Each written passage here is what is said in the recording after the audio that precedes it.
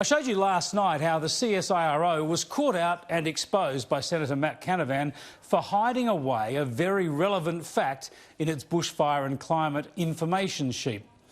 It decided not to tell people that no study had actually established a link between Australian fire weather and global warming. Whoops, they just left that bit out.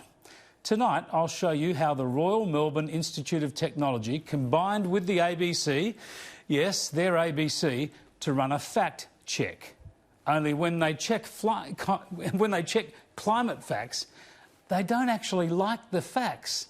So they find a way to push their line instead of accepting reality. I kid you not, this is an unbelievable example. Let me explain. In January this year, you'll probably remember Liberal MP Craig Kelly got into a famous climate change slanging match on British television at the height of the bushfire and global warming debate. And here is one of the points he made. First 20 years of this century, we have had more rainfall in Australia than the first 20 years of the last century. OK, so the ABC and the RMIT decided to make this a subject of one of their fact checks. Fair enough. Here it is. It went up on the website this afternoon and it poses a very straightforward question. Craig Kelly says Australia had more rainfall in the first 20 years of this century than the first 20 years of last century. Is he correct? That's a great question. This is exactly what a fact-checking website should do. A crucial issue, an important point. Is it right or not? What could be more useful or more straightforward than answering a question like that? Well, there's a problem, isn't there? When facts clash with politics or ideology, what do these people do? Well, I know what they should do. We pay them to report the facts.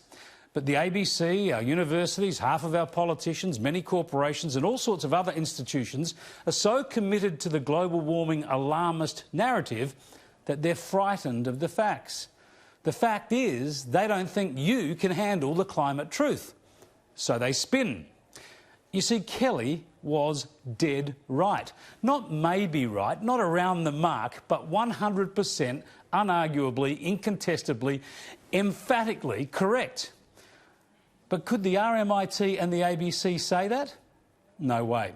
Here's their verdict. They said that Kelly's claim was flawed. In fact, as the very next line demonstrates, Kelly's fact was correct. Data collected by the Bureau of Meteorology shows an increase in Australia's annual average rainfall for the first 2 decades of this century compared to the years 1900 to 1919. And the Bureau of Meteorology graph shows this to be clear. Average rainfall is trending upwards over more than a century. This is actually consistent, of course, with global warming, as the IPCC and other studies confirm. It's rather obvious that if we warm and ice caps melt and oceans rise, there'll be more water in the system rather than less. So anyway, that is game, set and match to Craig Kelly. He made a factual statement, he was challenged, and it turns out he was right. Now, the reason the ABC and the RMIT and their experts say he was flawed is because they want to point out that some parts of Australia have had less rainfall and other parts have had more rainfall, and that a national average, therefore, is misleading or not the best data to use. But that's another point. And Kelly's actually mentioned that elsewhere on his Facebook page.